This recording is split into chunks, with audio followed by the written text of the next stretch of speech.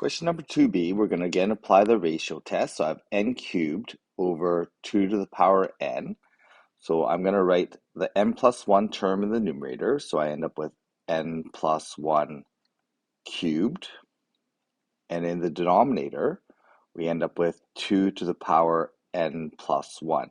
And this 2 to the power n plus 1 is really going to be 2 times 2 to the power n. And that's how we're going to cancel some terms out. So n cubed over 2 to the power n. Okay, so there's our ratio test. We're going to simplify this. So we need to have the numerator and denominator. So limit as n approaches infinity. In the numerator term, we're going to end up with n plus 1 cubed. And we're going to end up with 2 to the power n.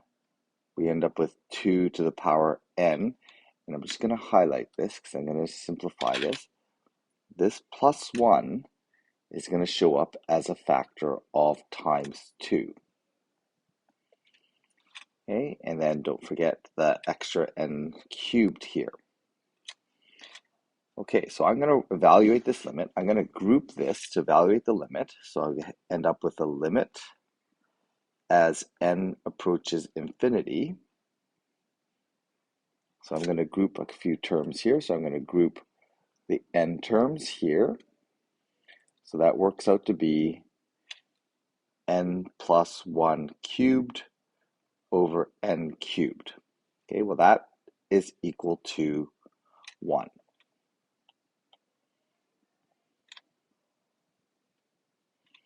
Okay, that's going to be equal to 1. I'm going to group the other terms. I'm going to group these terms together. And with those terms, things are going to cancel out. So we're going to end up with 2 to the power n over 2 to the power n and an extra 2.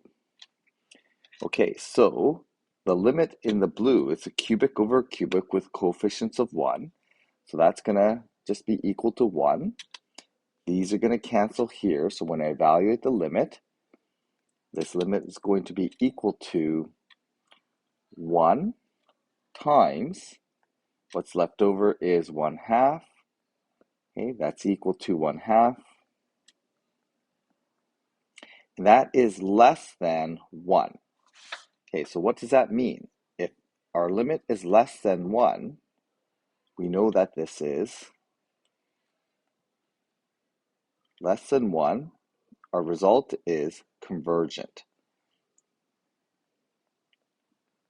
Okay, we know that this series behaves like a infinite geometric series at some large values of n, because our limit is essentially calculating a ratio in the nth term. Therefore, it behaves like an infinite geometric series, which is convergent. So our conclusion is when we get less than 1, this is a convergent function. This is a convergent series.